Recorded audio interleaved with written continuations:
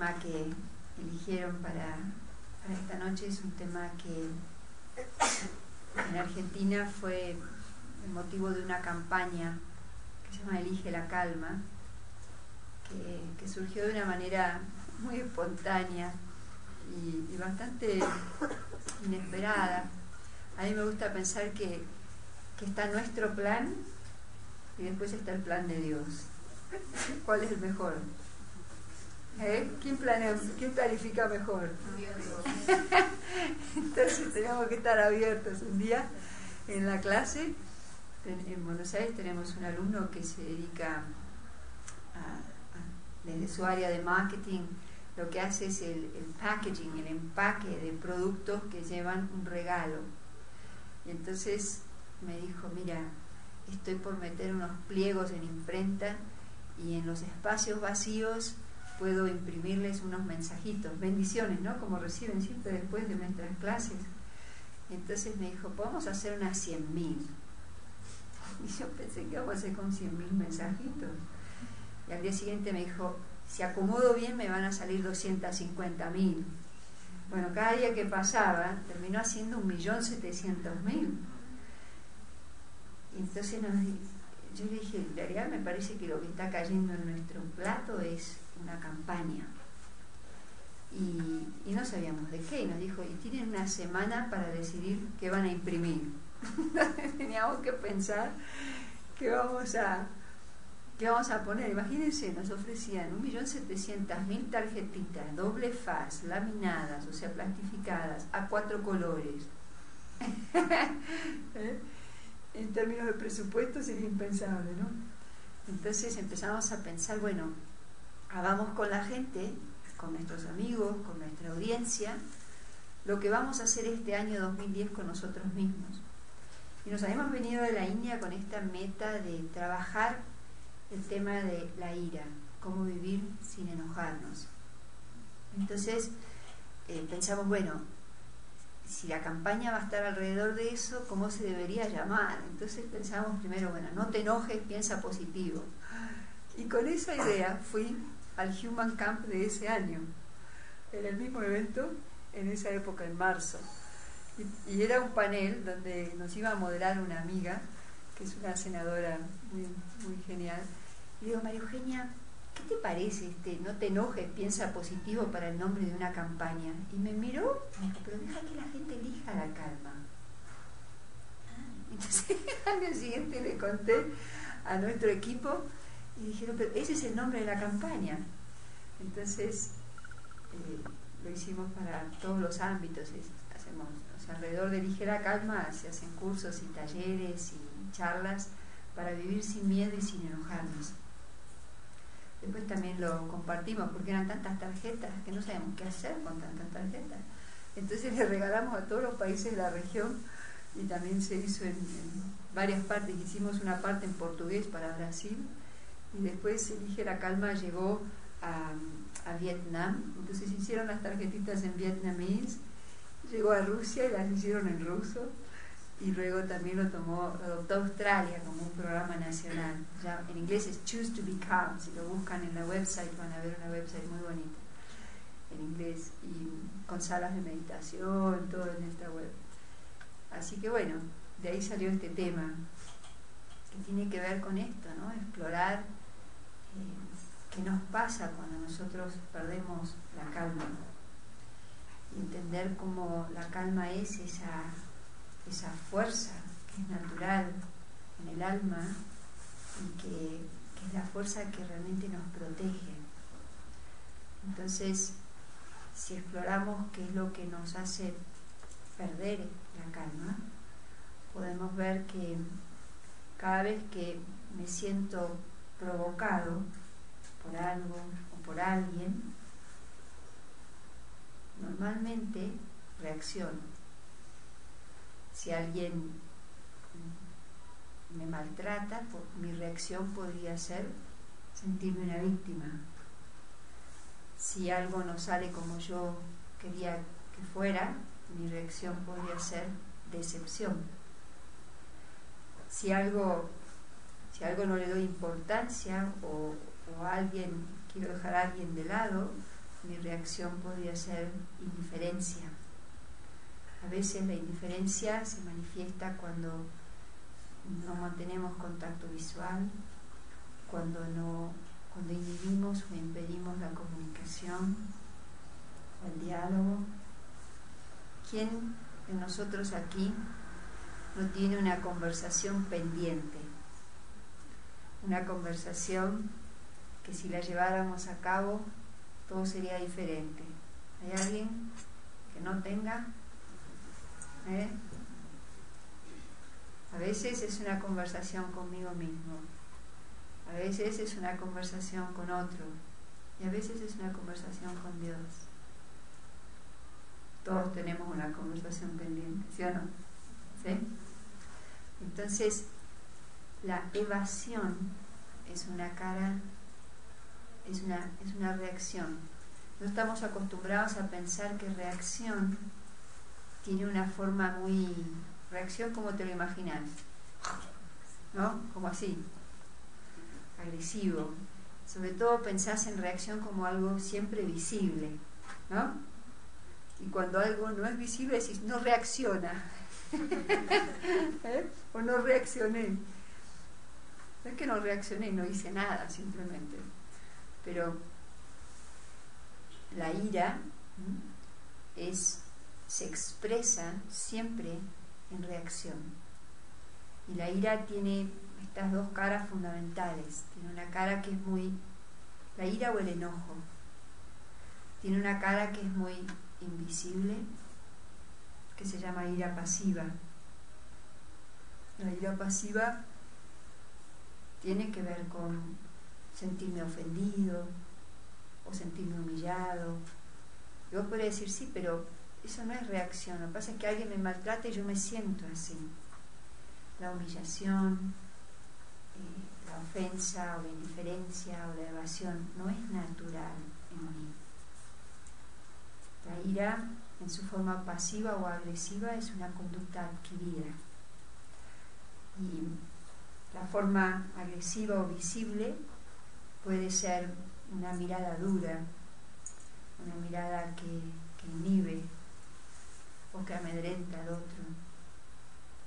Puede ser palabras, a veces palabras muy agresivas, pero la ira también se expresa en la forma de ironía, ¿no? La ironía no es la expresión de virtud, no es una mirada creativa de la vida, ¿no? Es una mirada despectiva de la vida, o de alguien, o de algo, ¿no? Entonces la forma agresiva de la ira puede ser desde la mínima expresión, ¿no?, hasta la máxima expresión que nos lleva a la guerra. Todas las guerras, todas, son por ira. Todas las guerras son reacción. Y nunca nadie gana la guerra. Ninguna guerra en el mundo, en la historia de la humanidad, fue ganada por nadie. Es solo que uno pierde menos que el otro. Pero en la guerra nadie gana nada, ¿no? Entonces, ¿por qué? Porque la ira es como una semilla quemada. De una semilla quemada no sale ningún fruto. Y si desde una mirada espiritual pudiéramos analizar cuál es el precio o el costo que nosotros pagamos cuando nosotros nos enojamos, ¿qué diríamos? ¿Cuál es el costo? Nuestra paz. Perder la paz. A nivel de nuestra salud. Enfermedades, desgaste, un envejecimiento precoz. La disfuncionalidad de los órganos tiene que ver con una acumulación, ¿no?, de energía negativa. Y muchas veces cuando los pacientes en situaciones críticas hacen una retrospectiva, ¿a dónde llegan? A momentos de gran frustración o momentos, ¿no?, de impotencia o de enojo o de decepción, ¿no? Y puede ser el disparador de algo que después está en el alma, pero se manifiesta después en el cuerpo. veces es lo que reprimimos de manera acumulada, que genera cosas. ¿Quieres poner tu lado acá? Está incómodo ahí. Entonces es como tenemos que ahora observar la relación que existe entre lo que yo estoy pensando y sintiendo y qué le está pasando a mi cuerpo. Por un lado. Por otro lado, también está la relación directa de qué estamos comiendo, ¿no? De cuánto descansamos y de qué estilo de vida llevamos. Entonces es un conjunto lo que determina el estado de la salud. Pero donde empieza, ¿se acuerdan esos estudios que hizo Masaru Emoto? ¿Conocen al japonés? Sobre la modificación de los cristales de agua. Su tío, creo que era, un tío o un sobrino, no me acuerdo, vino a nuestra sede mundial y cuando Yari Yankee, nuestra directora mundial, hacía la meditación de las 4 de la mañana, le pusieron el agua, ¿no? Hicieron ese mismo experimento que vemos en la website, ¿no? Del agua en su estado previo a como la influencia de la vibración del pensamiento, y después la congelaron y vieron cómo se formó la figura a partir de lo que nadie estaba pensando, ¿no? Impresionante. Entonces, como vimos, ¿no? Como cuando hay un monje sentado junto al lago, si googlean Masaru Emoto y sus experimentos con el agua, es muy interesante. ¿Y por qué él tiene tanto interés que nosotros entendamos eso? ¿Qué relación? Porque el cuerpo es un altísimo porcentaje de agua. Y si nosotros podemos modificar el agua, cristales del agua de un vaso o el agua extraída de un lago, expuestos a la música o expuestos a la meditación o a la oración de la gente, cambia la figura, ¿no? De la composición, de la estructura en realidad del agua. Entonces, ¿qué le pasa a nuestro cuerpo cuando yo me enojo? ¿Qué les parece? Cuando estamos bien, ¿qué forma toma todo el agua que hay en nuestro organismo? Qué bueno. Pero cuando no estoy bien, ¿qué forma toma? Toma la forma de enfermedad. Por lo cual, el precio que nosotros pagamos cuando nos enojamos es altísimo. Altísimo. Llevamos a nuestro cuerpo a veces a términos irreparables. Entonces, tengo que ahora tomar conciencia, ¿no? ¿Qué depende de qué? Y si pensamos ahora juntos en términos de relaciones humanas, ¿cuál es el precio que pagamos cuando me enojo? ¿Qué les parece? ¿Qué pasa? Se daña la relación, se producen separaciones, rupturas, ¿no? A veces nos puede llevar toda una vida construir el estado de un vínculo, ¿no? Y una reacción fuerte y racional podría tirar por la borda, ¿no? Una construcción de mucho tiempo. Puede ser el diálogo con tu hijo, puede ser el diálogo con tu pareja o compañero o con tus padres, ¿no?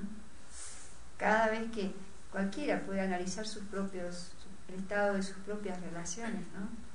Con qué personas les cuesta más relacionarse y a qué se debe.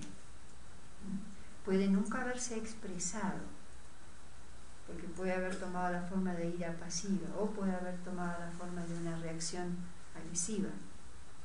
Entonces, podemos ver que el precio que pagamos a nivel de relación también es muy alto. A nivel familiar, a nivel laboral, ¿no? A nivel social. Entonces, en términos de, si miramos ahora el estado de nuestra performance, nuestra capacidad de rendimiento, cuando estamos enojados, ¿qué pasa? ¿Somos creativos? ¿Alguien trató de innovar después de un enojo fuerte? No nos sale nada, no queda nada, es como si se quemaran las velas, ¿no? Cuando uno se enoja, lo único que quiere hacer es dormir, ¿no? Porque es como la única manera de callar el ruido que hay acá. Entonces, por donde nosotros lo miremos, cada vez que me enojo, pierdo. ¿Y saben cuál es la gran paradoja? ¿Saben por qué nos enojamos? Tenemos miedo a perder. ¿Qué cosa?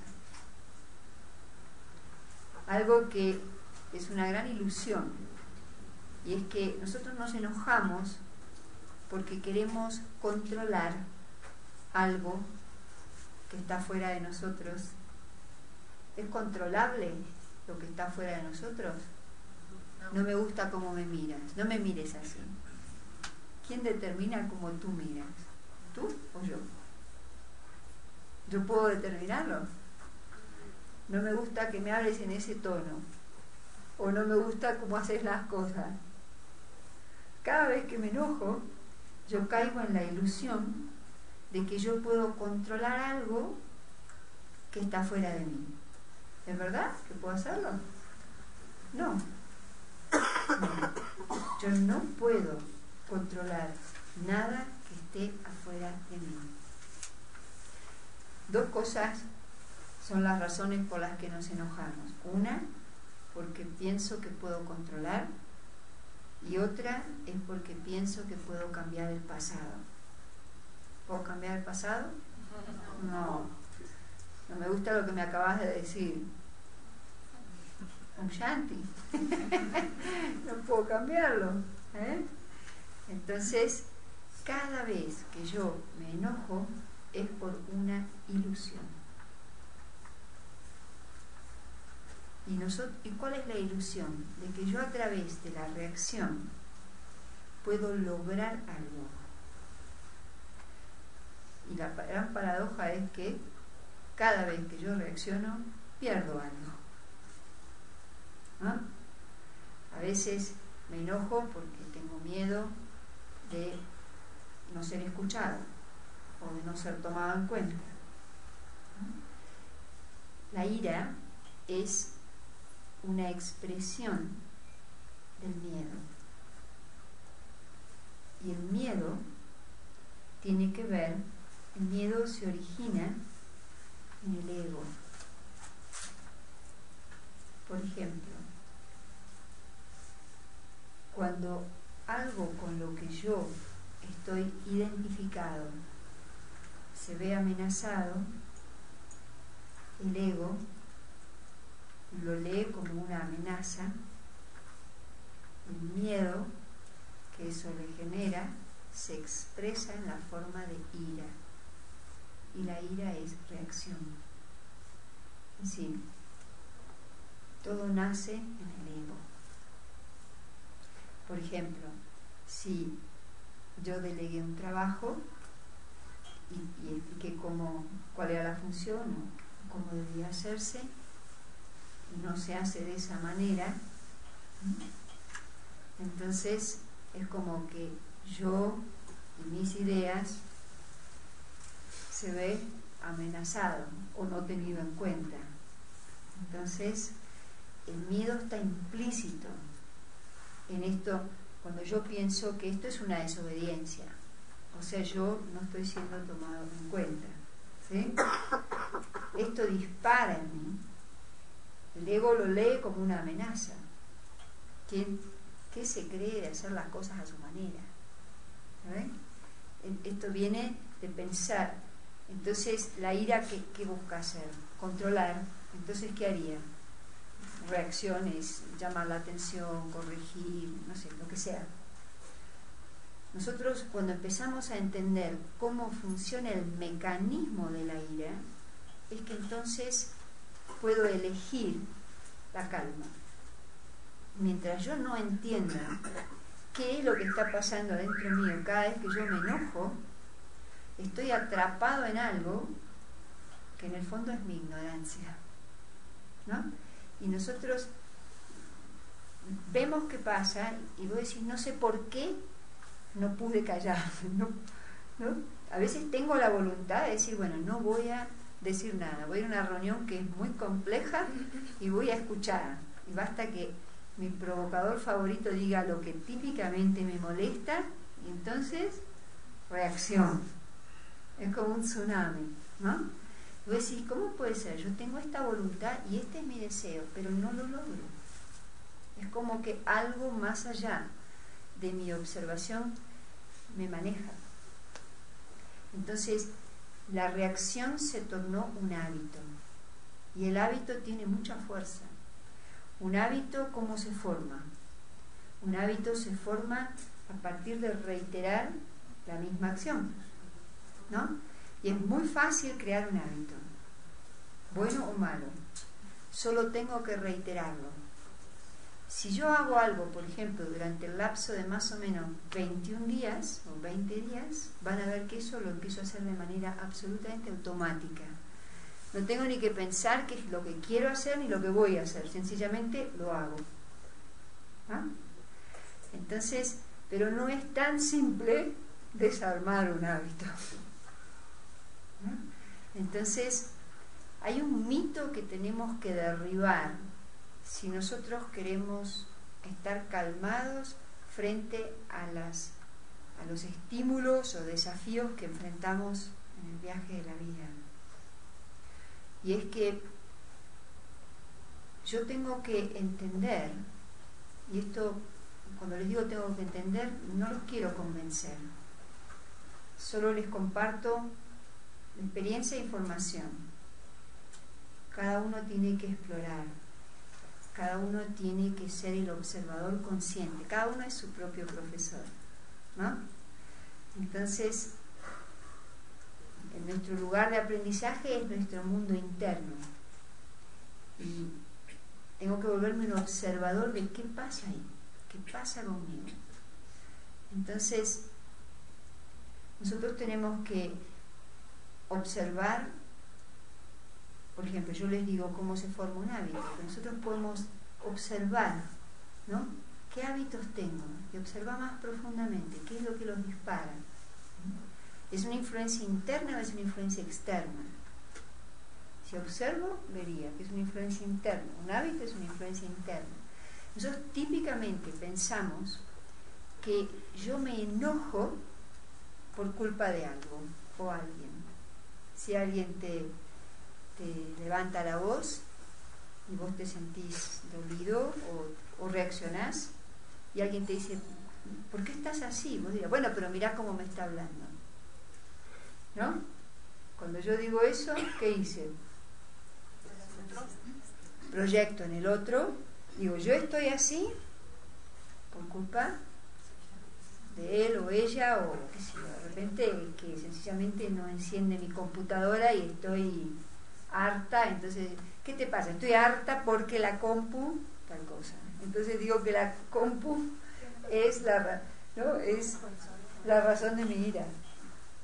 Entonces, y esto, cuando yo pienso que la ira se produce afuera de mí, o que algo de afuera de mí la produce, entonces yo no me hago cargo de estar de otra manera.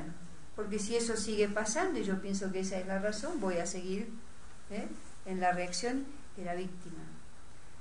Entonces, elegir la calma tiene que ver con hacerme cargo de estar bien.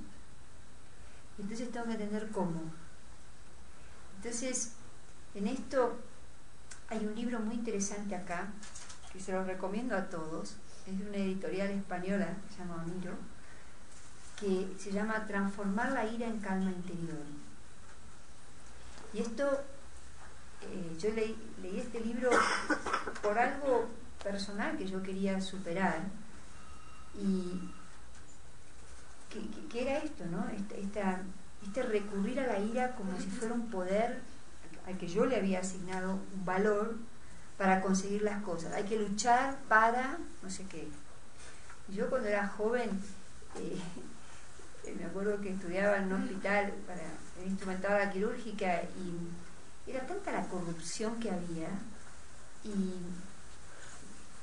yo enseguida que empecé a estudiar conseguí trabajo y la verdad es que yo creo que uno crea también las oportunidades. Yo tenía el mejor trabajo en los mejores centros médicos de Argentina, pero en el hospital había tanto manoseo, había muchísimo incumplimiento de parte de la escuela de instrumentadora. Y yo, para mí la justicia es un gran valor.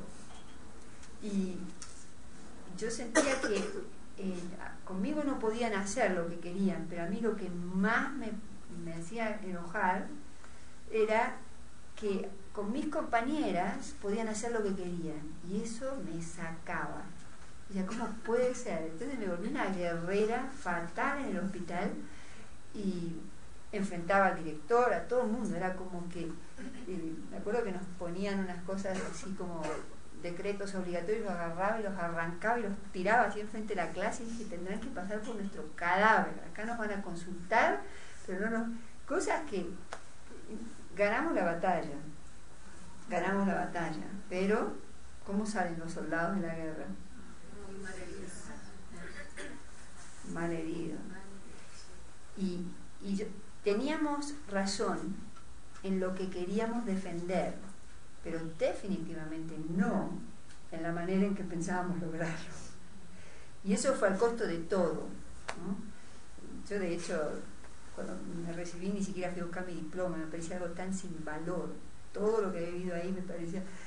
Era una cosa, bueno, fue un viaje del ego, un viaje de ira, y yo me di cuenta y dije, la justicia es importante, pero el precio es demasiado alto, ¿no? Entonces, pero pude ver, mirando mi pasado, cómo mi creencia en que la lucha era un camino había creado un patrón. Yo estaba dispuesta a luchar por cualquier cosa.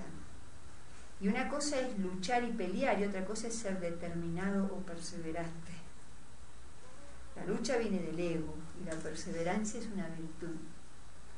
La determinación es un poder real, ¿no? Entonces, no necesitamos pelear por nada, porque cada vez que peleamos, perdemos, ¿no? Yo conseguí que... Yo estaba fuera de cuestiones lo que estaba en juego en el hospital. O sea, a mí no me lo podían pedir en ningún caso.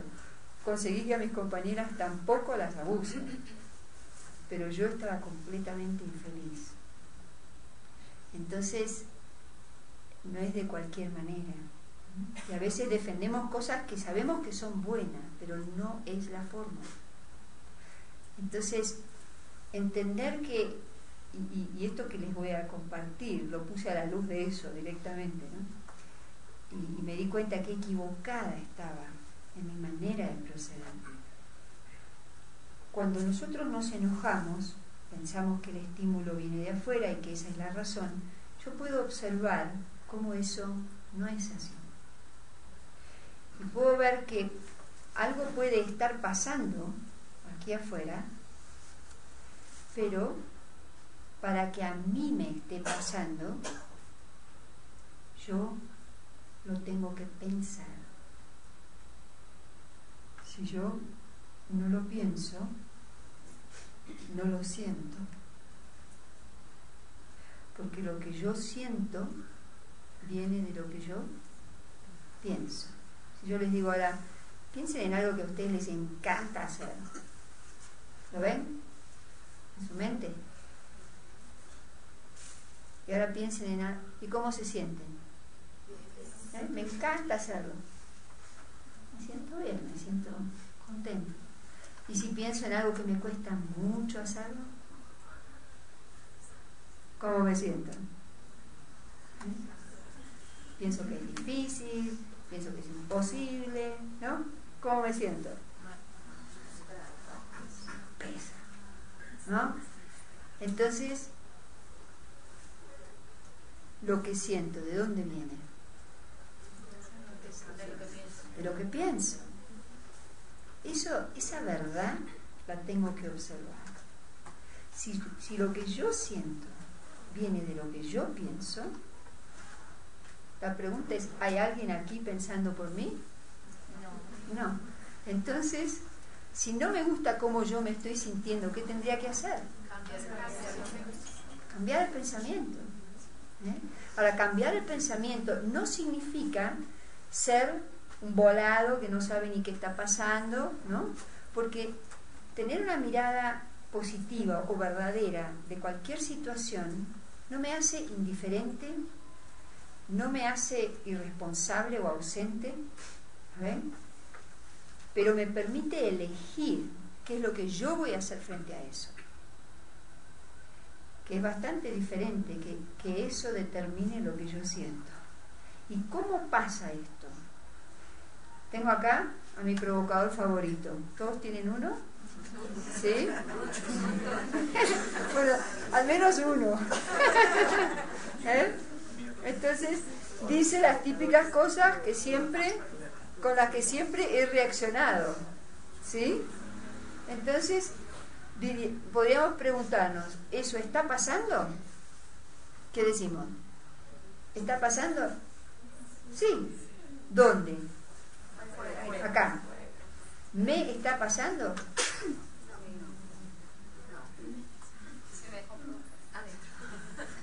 ¿Me está pasando o está pasando? Está pasando.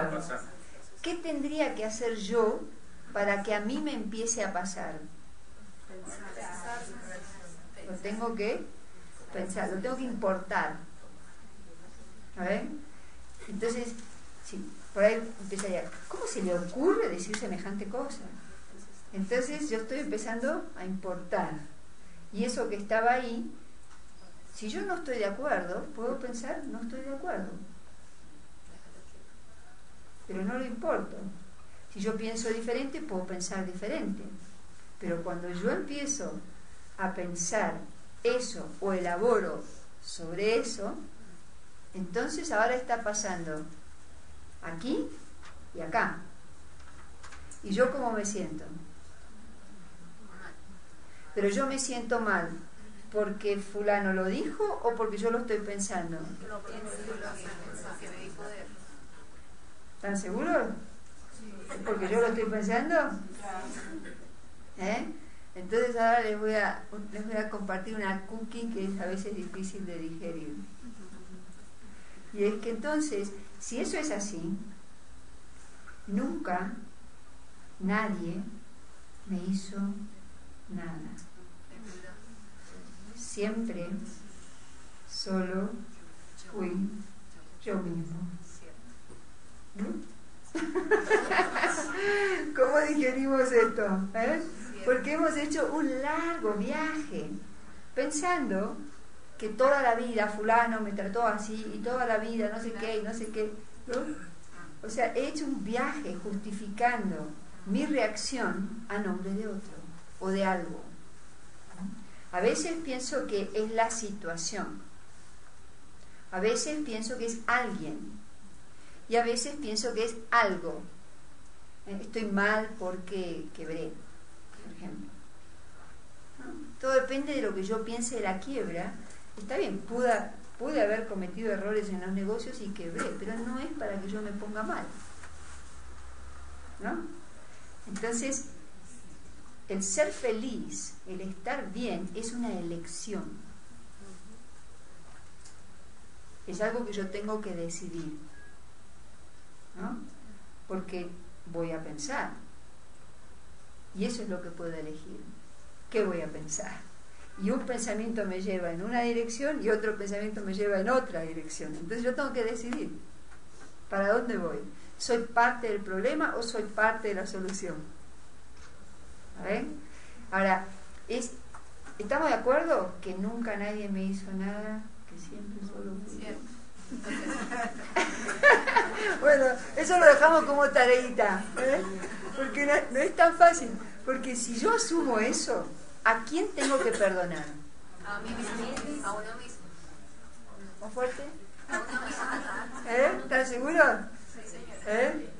¿Que nadie me robó la felicidad? Nadie. ¿Que fui solo yo que la fui dejando en el camino? Sí, señora. Porque si asumo esa verdad, entonces depende de mí ser feliz. ¡Wow! No está en manos de nadie, está en manos de mí. Está en mis manos. ¿A ver? Cuando yo pienso que es culpa tuya que yo estoy así, también pienso que algún día seré feliz si tú me amas, o si tú me aprecias, o si tú me das espacio, o, ¿no? O sea, pienso que tanto mi tristeza está en tus manos y mi felicidad también. O sea, soy un esclavo. ¿Pero de qué cosa? De mi ignorancia. Mi único enemigo es mi ignorancia. ¿Qué les parece? Excelente. Mi único enemigo. Entonces, cada vez que me pillo bajo una emoción negativa, tengo que entender que hay algo que no entendí. Es solo eso. Porque el momento en que me empiezo a dar cuenta cómo se generó esto, entonces, si yo lo entiendo, lo desarmo. ¿Ven? Entonces, hay un ejercicio práctico que podemos hacer. Porque no crean que porque vinieron a esta charla mañana no se van a enojar. Eso sería un quick fix, ¿no? Quick fix, ¿cómo sería? Como un arreglo rápido, ¿no? Esto de las promesas de Poxipol, y ustedes acá tienen Poxipol, esta cosa que es pegamento, ¿no? Que prometen que todo se arregla ya, con solo una mirada. En el alma nada es tan así. Ni tampoco nosotros llegamos a creer que mi forma débil es lo que soy de la noche a la mañana, entonces tampoco es de la noche a la mañana que me doy cuenta, wow, ¿no?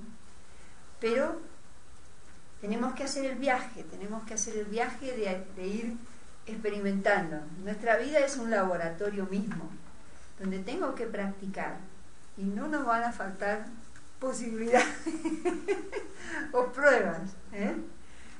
Cuando nosotros nos ponemos metas, nosotros también determinamos las pruebas que vamos a tener que atravesar, ¿sí o no? Si alguien quiere ser muy preciso, todo tipo de cosas van a pasar que van a probar que su precisión. Si no pasara nada, ¿cómo sabe que es preciso? ¿Ven? Entonces, bienvenidas las pruebas. Pero entonces, las pruebas son solo parte de un juego. Es solo un juego, ¿no? Entonces, tenemos una prueba. Vamos a una reunión y voy con esta intención. Escuché la charla, elige la calma, no voy a reaccionar, voy a responder. Entonces, empieza la reunión y se empieza todo el mismo juego de los egos, un clash de egos que generan tensión. Y empieza una especie de competencia de quién tiene razón. Y yo por un momento lo puedo observar, pero llega un momento que no lo tolero más. Entonces, ¿qué empiezo a sentir? Empiezo a sentir alguna emoción. Y que entonces, pero la emoción es como si empieza a subir el nivel del agua, ¿no?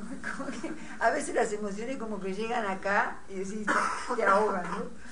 Entonces, cuando yo empiezo a ver la señal de que estoy cayendo bajo una emoción, yo tengo que correr mi mirada de la reunión hacia mí. Y tengo que preguntarme, ¿qué está pasando?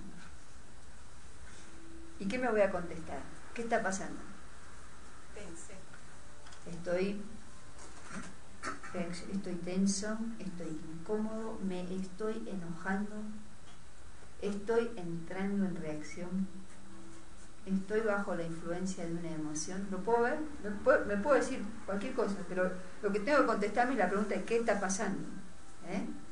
Entonces, pero ahora yo me he vuelto mi observador y me puedo hacer, veo qué está pasando y me pregunto ¿dónde se está generando? ¿Y qué me voy a decir?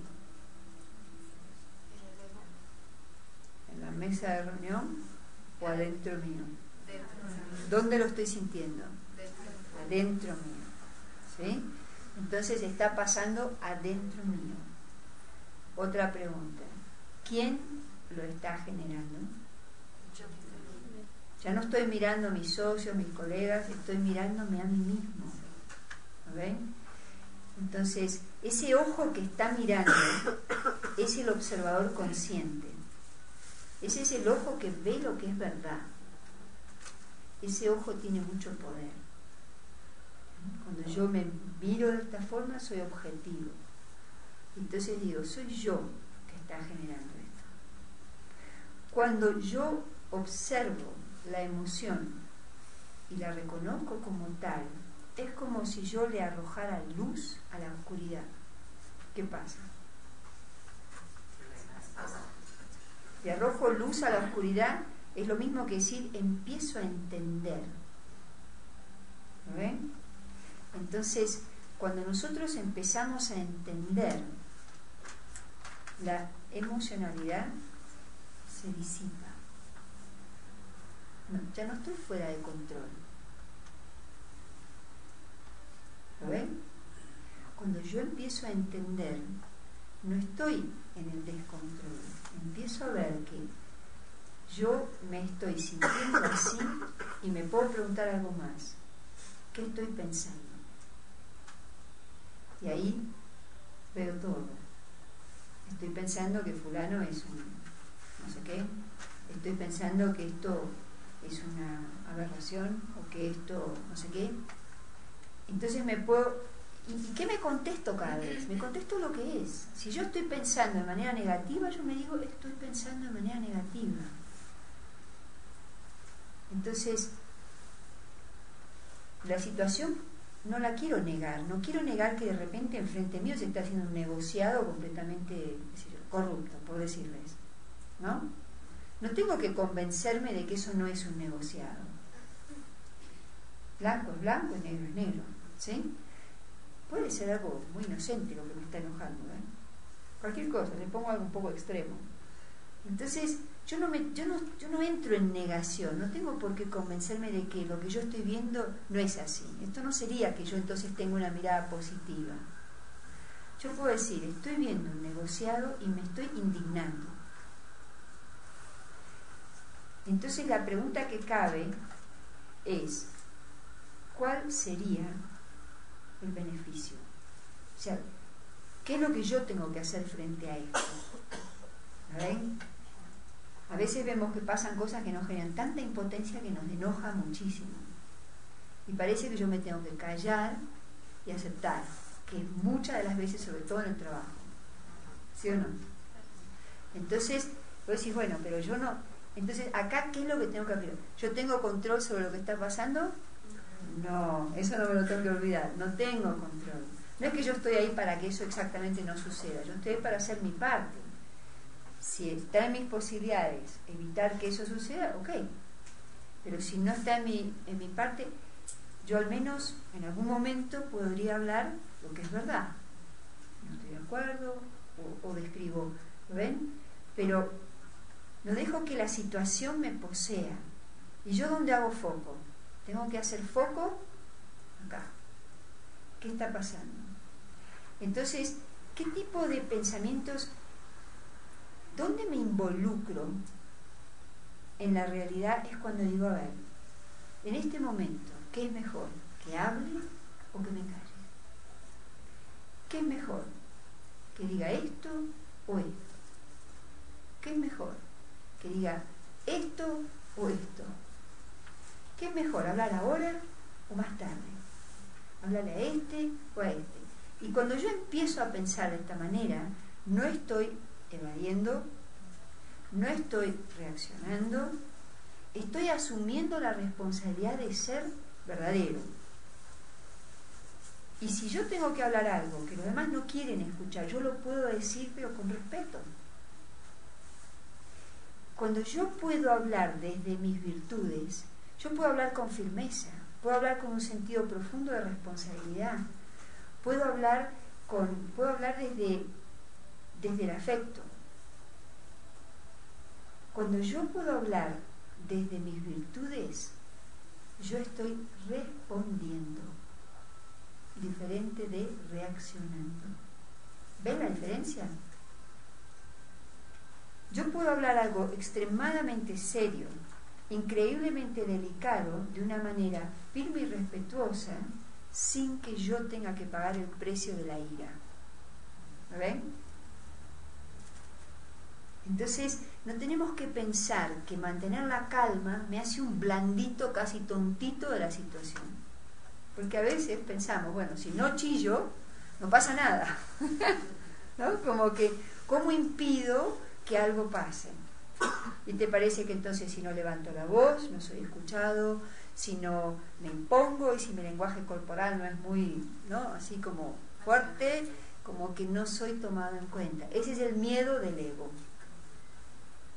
Pero si yo hablo de una manera calmada, en una reunión muy caliente, de mucha tensión, ¿cuál va a ser la voz que más va a impactar la decisión? ¿El que grita más o el que habla más suave? Y la sorpresa es que cuanto más bajito hables, más, ¿qué dijiste? Más te escuchan. ¿No es así? Es interesante. Y a veces pensamos que el que habla más es el que tiene más razón.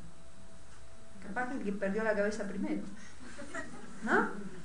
Entonces, pero tengo que empezar a trabajarme internamente.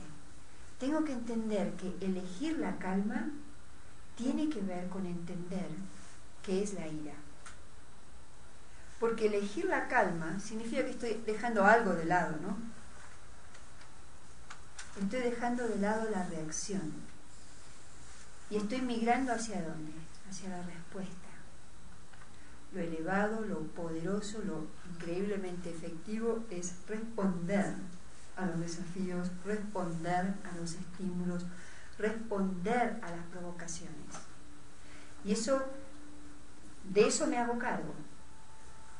De eso me hago cargo, ¿no? Entonces, que las cosas pasen, que las cosas vayan para peor, no es mi problema. Mi responsabilidad es ver qué hago yo con eso.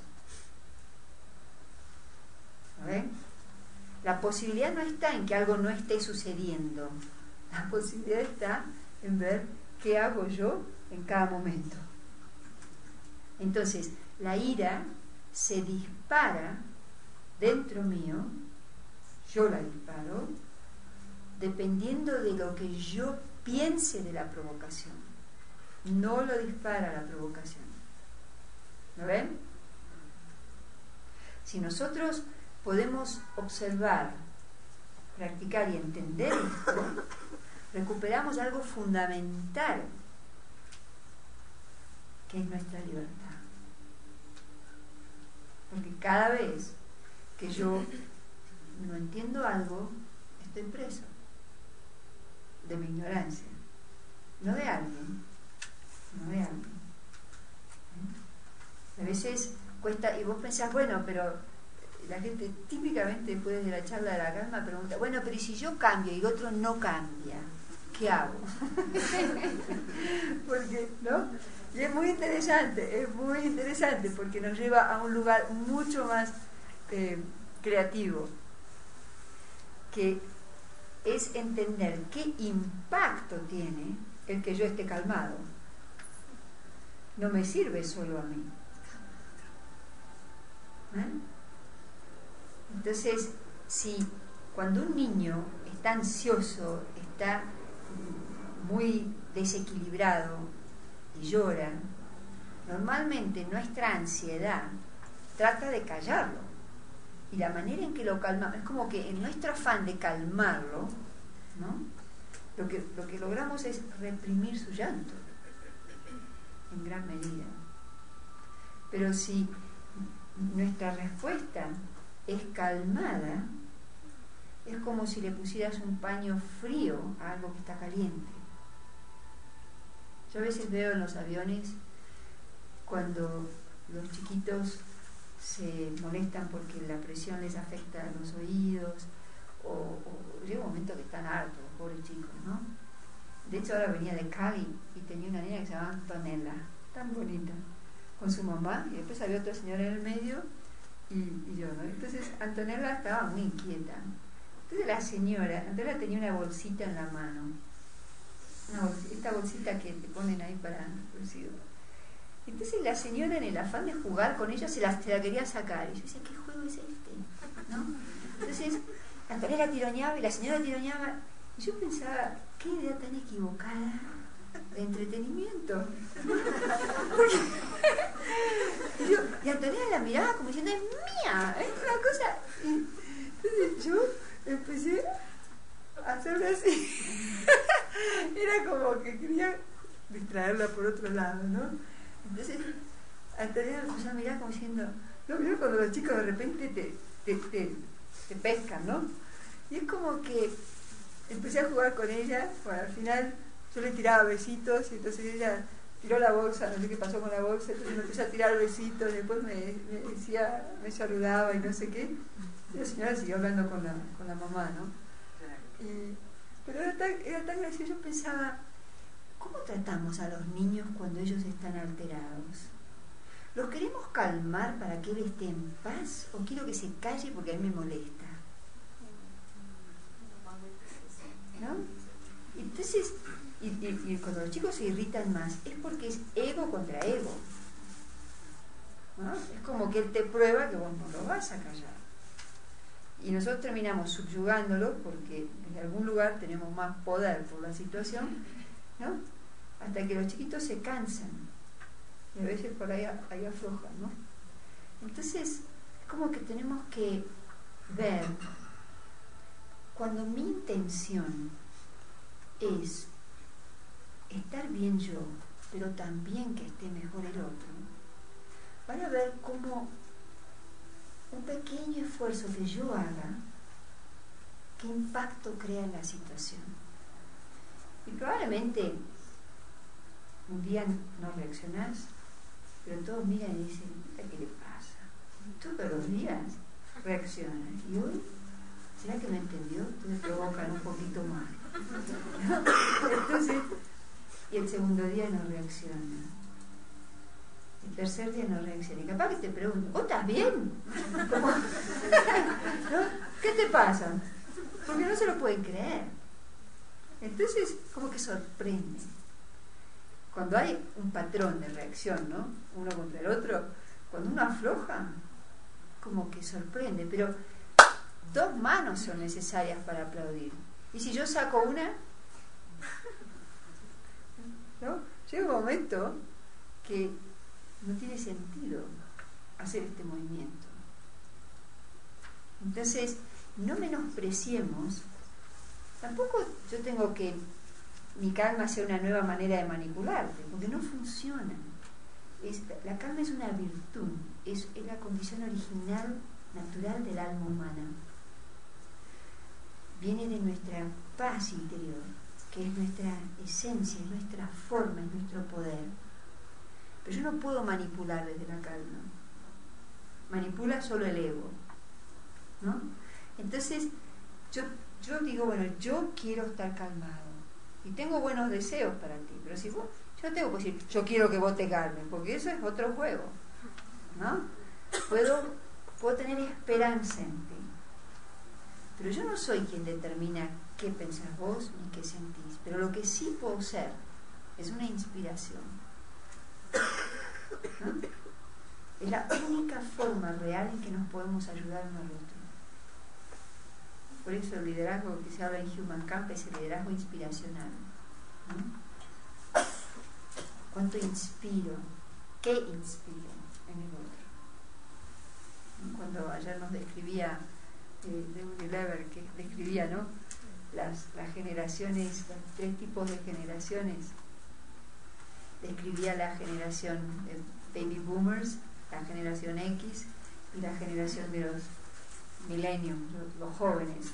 Bueno, entonces hablaba de las diferencias, qué esperan y qué dan, dónde están sus garantías, ¿no?, cuáles son sus objetivos y cómo los satisfacen, ¿no?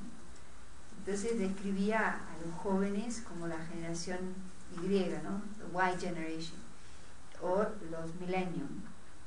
Entonces decía que para ellos lo más importante es el placer y ellos no los tienta, ¿cómo se dice? Reward, las recompensas. no los tientan las recompensas. Para una empresa hoy retener talento es muy difícil. Entonces, justamente lo que este ejecutivo nos decía era, no traten de retenerlos, ¿no? Porque si alguien, daba el ejemplo de, si alguien le levanta la voz, ¿no? Puso un ejemplo, que alguien le había levantado la voz a un joven, renunció y se fue a una ONG. Y estaba en una empresa que no era una poca cosa. Entonces, en realidad los jóvenes no los mueve la marca, ¿no? Tienen como una libertad que de alguna manera intuyen que el poder está en sus ideas. Y para una empresa, las ideas de su gente es su gran capital, es su único capital, porque es lo que mueve su dinero, las ideas. Y si no hay ideas, el movimiento o se pierde o se estanca, ¿no? Entonces, es como ¿cómo convivir con eso? ¿Cómo hacerlos quedarse? Tendría que haber un super clima de camaradería, de igualdad, de respeto. No hay cómo retenerlos, pero habría cómo inspirarlos, ¿no? Si están inspirados, este es el lugar donde quieren estar, ¿no? Y si no, sencillamente se van. Yo tengo un sobrino que debe tener 25 años. Era un chico muy genial y convencido de que todo lo que él quiere es posible. Y es verdad. Y cuando él estaba en su último año de la carrera de ingeniería en un instituto, como si fuera de MIT, pero de Argentina, un instituto muy, muy bueno de la universidad, y le ofrecieron trabajo, 4 empresas multinacionales lo fueron a buscar antes de que curse su último año de la universidad. Entonces le dijeron, ¿no?, que le daban trabajo. Y él les dijo, ahora estoy estudiando, diciendo, no moleste mosquitos, ¿no? Y yo le preguntaba, digo, ¿estás investigando? No, me dice, de eso pensaré más adelante, ahora tengo que dar examen. Y cuando llegó fin de año, las empresas volvieron a la universidad y le volvieron a ofrecer trabajo. Y él les dijo, tengo que pensar, denme 2 meses. Y él investigó las empresas, el perfil ético, ¿no?, cuán amigables son con el medio ambiente, ¿no? Y son cosas que hoy a los jóvenes les importan.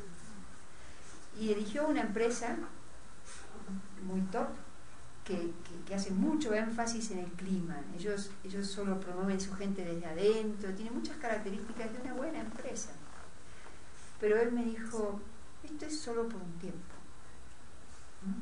Quizás nosotros cuando tendríamos 25 años pensábamos que había que hacer carrera dentro de la empresa, por lo menos que, ¿no? Y él lleva 2 años en la empresa y ya me dijo, me estoy empezando a aburrir. Y yo, ¿por qué? Me dice, porque estoy dejando de aprender. Me dijo, no me enseñan más. ¿Y vos qué querés? No, me dijo, yo necesito aprender, porque si no, ¿cómo voy a crecer? Entonces, y él no tiene la misma, o sea, esta cosa de que yo no soy esta empresa, se va, él ya se sabe genial.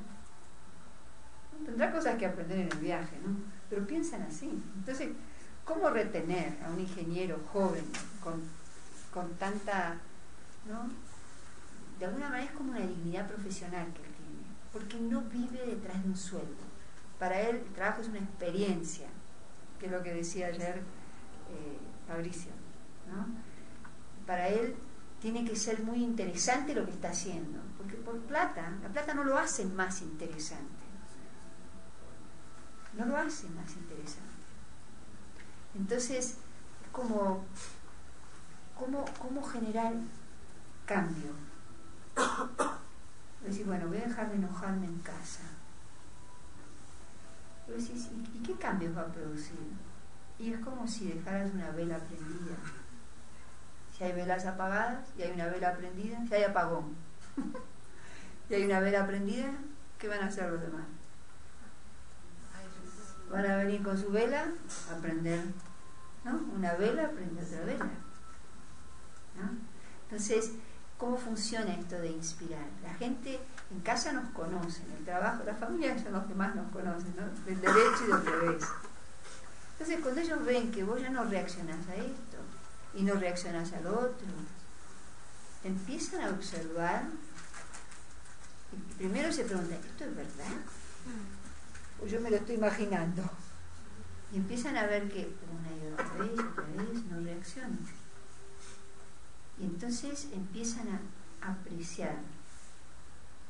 Y en algún momento, cuando la inspiración cala hondo, te preguntan, ¿cómo puede ser que si alguien te dice esto, vos no reacciones? Y entonces la pregunta que sigue es, ¿cómo lo haces? Y esa es tu gran oportunidad de hacer un regalo, ¿no? Contarles que tu práctica, ¿qué estás viendo? ¿Qué valorás? ¿Por qué decidís lo que decidís? Esta es la forma en que podemos ayudarnos, ¿no? Entonces, el esfuerzo que yo haga para estar calmado es mi mejor regalo. No solamente a mí mismo, a toda la humanidad, ¿no? Entonces, porque cuando estoy enojado apago todas las velas, ¿no? Entonces, estar calmado es como una luz en la noche. Si apagamos esta luz y yo prendo un fósforo, ¿ustedes dónde miran? Todos, al fósforo. Me dicen, pero es chiquitito, es solo un fosforito, no es una bengala, no es una, es un fosforito. Pero en medio de la oscuridad, un fosforito es luz. ¿No? Entonces, en medio del batifondo, donde sea que estés, una persona calmada, ¿qué es? Luz. El poder. El libre. ¿No? Y si algo pasa y la gente necesita ser liderado hacia una situación, ¿a quién van a escuchar? ¿Al que está más ansioso, al que no sabe por dónde salir? ¿O la persona que está calmada y que dice, ¿saben qué? Mejor que salgamos por allá. Porque cuando yo estoy calmado, veo claramente. Cuando yo estoy calmado, me siento seguro. Cuando yo estoy calmado, soy estable. Todo eso me hace confiable. ¿Ven? Entonces, empieza por mí, ¿no? Yo tengo que decidir. Para mí, darme cuenta que mi patrón era la ira fue como un shock. Y darme cuenta que me voy a tornar una persona muy conflictiva. Y tuve que aceptar mi derrota y decir, esto es un error. En nombre de la justicia, nada de esto es verdad. ¿No? Y es como, una vez nuestra directora mundial nos enseñó algo muy interesante. Y es que en hindi la palabra harmony significa derrota. Y en inglés la palabra harmony es armonía. Y ella estaba en un evento en África. Era un diálogo con líderes muy top. Y había un pensador, un negro, precioso, africano, que en nombre del renacimiento africano, lo que quería era reivindicar el derecho a la igualdad. Pero se había tornado un guerrero de la causa. Entonces Dari le dijo, a esta altura, ¿quién discrimina a quién? ¿No? Su cruzada se autodiscriminaba, ¿no? Entonces se dio cuenta que estaba muy equivocado en el enfoque. Y entonces Dari le dijo, Dari, que habla hindi, jugaba con las palabras en las dos lenguas, y le dijo, es solo cuando acepto harmony, mi derrota, que puedo avanzar hacia harmony, que es la armonía. Porque mientras yo no reconozca que estoy equivocado, sigo en la batalla. ¿A ver? Entonces, aceptar que el enojo es mi error es mi primer paso hacia la calma. Asumir la responsabilidad de lo que yo quiero me vuelve libre, porque no depende de nadie más que de mí. Entonces, ¿cómo practicamos esto? Tenemos la meditación. ¿Cómo nos ayuda? La meditación es pensar. Pensamos en cosas, pensar en algo que es relevante, inherente. La gente piensa, bueno, yo no medito mucho porque no tengo tiempo. Tiempo es mi creación. El tiempo se fabrica cuando yo digo que algo es importante. Tiempo es nada más que priorizar, ¿no? Si vos decís que tus hijos son importantes, ¿hay tiempo o no hay tiempo? Sí. Hay tiempo. Si vos decís que el trabajo es lo más importante, ¿a qué le dedicas tu energía? Entonces hay tiempo. Ahora, cuando vos digas, yo soy importante, se fabrica el tiempo para mí. Entonces meditación es tiempo para mí. ¿Y el tiempo para qué? Es el tiempo para observarme. Es el tiempo para entender cómo funciono internamente. ¿Cuál es la dinámica de la energía de mis pensamientos? ¿Cómo funciona mi mente? La mente está cargada, está herida, está muy indisciplinada, está empobrecida. Entonces, hay cosas que tengo que hacer. Tengo que entenderla, tengo que educarla, tengo que adiestrarla, ¿no? Como un caballo. Un caballo puede ser salvaje, ¿no? Pero un caballo salvaje se lo puede educar. Y la gente, vieron que hay, bueno, no sé acá, son muy ecuestres en Colombia, pero en Argentina hay quienes pueden tomar un caballo sin violentarlo, ¿no? Hay gente que le habla muy afectivamente y el caballo se entrega. Se entrega, ¿no? Lo tocan. Es toda una cosa de palmaditas, pero siempre hablándole. Le hablan al oído, le dicen cosas lindas. Entonces se deja poner el freno, después se deja poner la montura, le hablan, lo caminan, lo tocan, generan confianza, generan rapport, finalmente lo suben, sin violencia, ¿no? Es muy bonito ver esto, es muy bonito. Y la gente que hace esto tiene como mucho silencio, ¿no? Entonces, eso, mi mente es como un caballo salvaje, pensamientos que van y que vienen. Nosotros también tenemos que educarla, sanarla, llenarla de contenido, llenarla de poder, ¿no? Entonces la meditación es esta práctica. La meditación es lo que me reconecta conmigo mismo.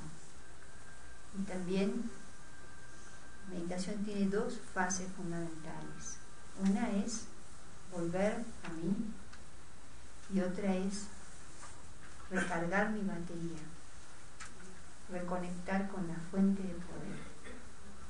Si yo solo me dedico a observarme, voy a ver dos cosas: que mi esencia es muy pura y poderosa, pero que mi estado actual está lleno de dualidad.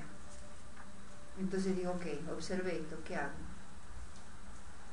No tenemos en este momento la fuerza para cambiarlo solo. Y estamos aprendiendo algo que es muy refinado, que es la meditación. Es como si naciéramos espiritualmente. ¿Un bebé nace grande o chiquito? Chiquito. ¿Y qué necesita? Cuidado. Ningún bebé se cambia los pañales solito. Se los cambia su madre. A veces su padre. No sé.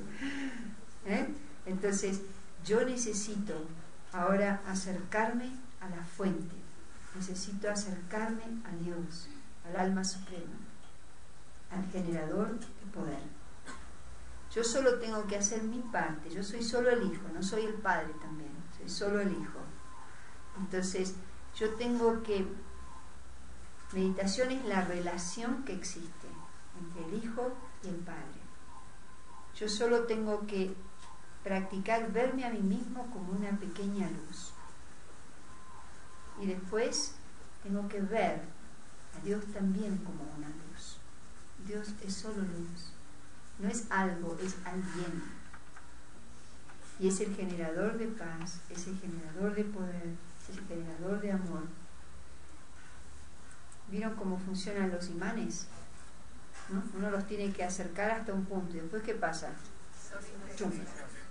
¿Por qué? Porque entra en un campo magnético, donde lo que tiene un gran magnetismo atrae a lo que tiene menos. La verdad de Dios, el amor de Dios y la paz de Dios es magnética. Yo lo único que tengo que hacer es acercarme a ese campo magnético. ¿Y eso qué esfuerzo lleva de mi parte? Yo tengo que verme a mí mismo como un alma. Yo no soy el cuerpo, yo no soy lo que hago. ¿No? Si dos cables, si uno tiene corriente y el otro no, y yo quiero pasar la corriente de este a este, ¿qué tendría que hacer con este? Pero tendré que pelarlo, ¿no? Porque tienen que tocarse dos partes que son iguales. Lo que a mí me separa de Dios es la conciencia del cuerpo. Porque yo soy un alma y Él también es un alma. Y cuando yo me veo así y lo veo a Él, es como cables que se encuentran. Y este cable no tiene que hacer nada. La corriente pasa sola. ¿No? Cuando hay contacto, la corriente se transfiere. Entonces, eso es lo que nosotros tenemos que aprender a hacer ahora. Mantener esta relación firme. Yo el alma y el alma suprema. Y aunque muchas cosas están pasando y van a pasar, no será un motivo para mi reacción desde el miedo. Porque mientras yo tenga conexión, siempre estaré protegido. Quizás no sé qué hacer en cada situación, no tengo que saberlo todo. Lo único que tengo que saber es que si yo estoy conectado y yo estoy calmado, voy a saber qué hacer. Y si yo no lo sé, Dios me lo va a decir. Les quiero contar una pequeñita experiencia y con esto terminamos. En India, en el estado de Punjab, había... No me acuerdo si lo conté el otro día cuando me conté. Había dos hermanas que estaban en un centro de meditación. Y nosotros nos levantamos a las 4 a meditar todos los días, 1 hora. Y entonces ellas se sentaron en la sala de meditación en el piso. Las dos sentaditas, y es una meditación silenciosa. A esa hora, ¿qué nos proponemos? Simplemente exponernos al amor de Dios. Entonces es un tiempo que es angelical, es como que no hay mucho ruido, mi cuerpo está muy quieto, ¿no? Entonces hay como una gran lucidez.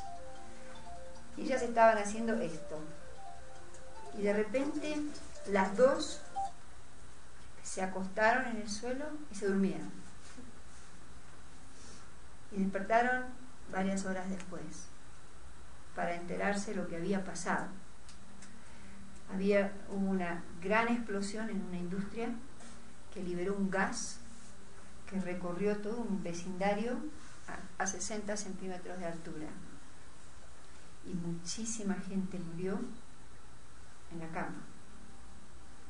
El gas pasó a la altura de las camas. Y las dos no podían creer, porque fue a la hora en que ellas estaban meditando y no saben por qué, pero las dos hicieron algo que tenían que hacer. Y una le preguntaba a la otra, ¿vos por qué le hiciste? No sé, yo me acosté y me dormí. Y la otra hizo lo mismo en la sala de meditación. Entonces, ¿de dónde venía ese toque? Quizás eran las únicas dos que estaban conectadas. ¿Ven? Entonces, pueden pasar cosas en mi vida que yo no tendría la mínima idea qué es lo que voy a hacer o qué habría que hacer. Pero lo que yo me tengo que asegurar es que todo va a estar bien si yo estoy conectada, ¿no? Entonces, yo tengo que tener esa certeza, esa confianza de que Dios es mi protector. Yo me tengo que proteger del ego, yo me tengo que proteger de la ira. Pero de las cosas que yo no controlo, no tengo por qué manejar nada, solo tengo que saber qué hacer en cualquier situación. Entonces, es desde esa fe que nada lo veo como una amenaza, ni la personalidad de alguien, ni una catástrofe, porque en situaciones de emergencia vamos a tener que hacerlo. Pero la cosa es, ¿qué voy a hacer? ¿Cuál es mi parte? Cuando yo no lo veo, si yo estoy conectado, Dios me va a guiar. Entonces,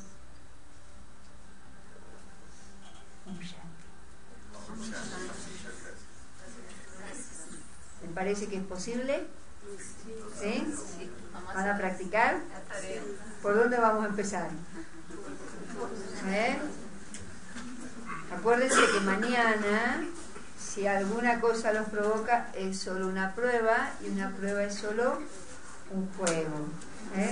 Cuando entramos a la cancha de tenis a jugar, unas van a la red, otras van afuera, pero siempre está dentro del partido. Siempre estamos jugando. Unos sets, un game lo ganamos, un set lo perdemos, pero siempre estamos jugando. ¿Okay? Entonces, vamos a hacer una meditación.